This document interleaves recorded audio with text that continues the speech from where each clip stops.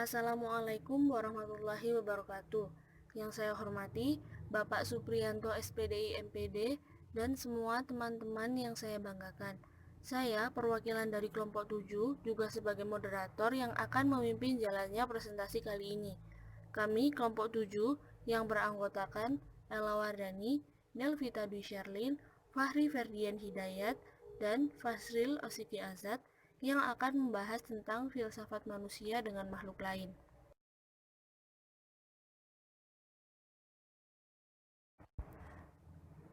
Adapun pembahasan yang akan kami sampaikan yakni oleh Ella sebagai moderator dan akan menjelaskan pengertian filsafat manusia. Yang kedua oleh Delvita yang akan menjelaskan tentang inti pokok dan sisi filsafat manusia, juga aspek filsafat manusia. Yang ketiga oleh Fahri yang akan menjelaskan tentang watak manusia dan masyarakat, juga ciri khas manusia dengan makhluk hidup. Yang terakhir ada Fazril yang akan menjelaskan manusia sebagai makhluk hidup.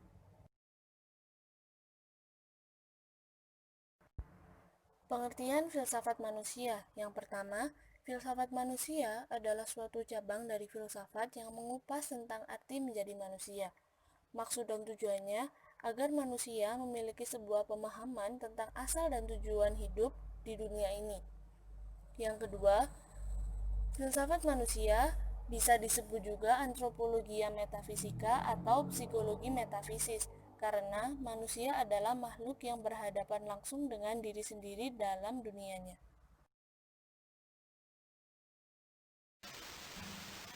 Selanjutnya, inti pokok dan sisi filsafat manusia. Inti pokok filsafat manusia. Louis Lehe mengatakan bahwa ada dua inti pokok dalam mempelajari filsafat manusia, yaitu yang pertama, mempelajari filsafat manusia untuk mendapatkan hakikat manusia. Yang kedua, mempelajari filsafat manusia untuk mendapatkan fungsi dari keberadaan manusia di dunia. Selanjutnya, sisi filsafat manusia. Memandang manusia bisa dilihat dari dua sisi. Yang pertama, eksternal, melihat manusia dari sisi tubuh yang sifatnya materi. Yang kedua, internal, melihat manusia dari sisi jiwa atau rohani dan kesadaran.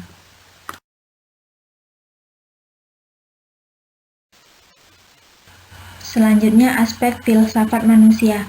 Ada dua aspek dalam memahami hakikat manusia. Yang pertama, ekstensif, meliputi pembahasan yang berhubungan dengan sifat, gejala, kegiatan, dan segala sesuatu yang menyangkut pada segala bidang. Yang kedua ada intensif, meliputi pembahasan yang mengarah pada intisari dari manusia. Watak manusia dan masyarakat.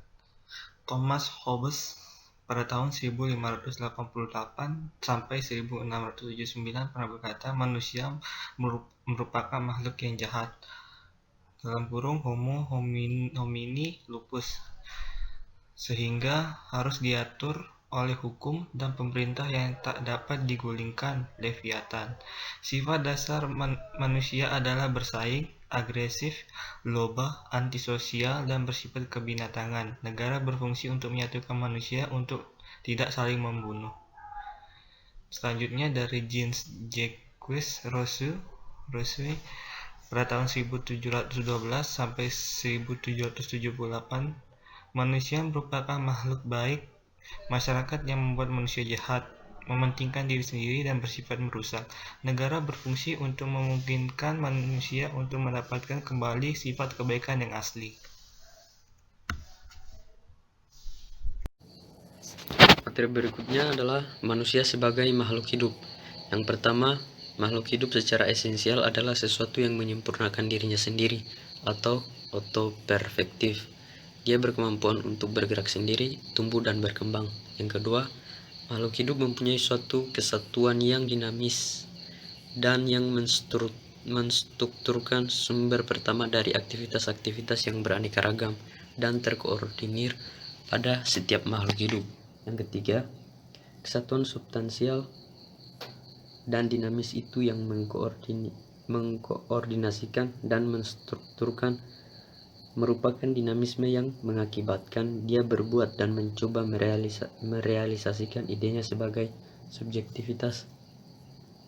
Yang keempat, makhluk hidup tersusun dari bagian-bagian yang mempunyai ciri khas bahwa mereka bersama-sama merupakan suatu keseluruhan yang terstruktur, mempunyai fungsi tertentu, semua bagian saling bergantung, sehingga makhluk hidup adalah suatu keseluruhan yang berhierarki dan tersusun. Yang kelima, dapat disimpulkan bahwa makhluk hidup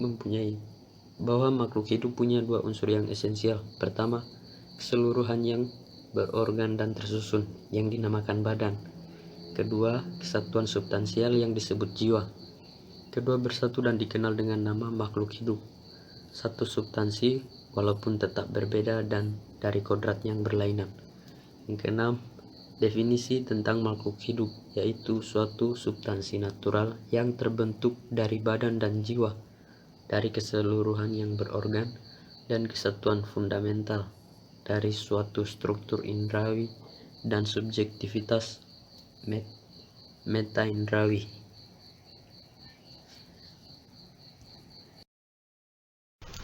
Ciri khas manusia sebagai makhluk hidup. Yang pertama, asimilasi, yaitu berkembang dan mengembangkan diri dengan mengubah yang dimakan dan dicerna menjadi substansi sendiri. Kedua, memperbaiki dan memulihkan, yaitu mengerjakan dari substansi sendiri dalam dirinya dari apa yang dibuat oleh organismenya. Yang ketiga, memreproduksi, yaitu kemampuan untuk melipat gandakan diri, membuat dalam dirinya bibit yang akan menjadi makhluk hidup baru. Yang keempat, responsif, yaitu kemampuan merespons stimulus yang diberikan padanya oleh alam sekitarnya, daya adaptasi. Kelima, punya tujuan, yaitu kemampuan menentukan tujuan. Manusia mempunyai tujuan hidup dan untuk mencapai mereka memanfaatkan apa yang ada di sekitarnya dengan menggunakan ilmu dan alat.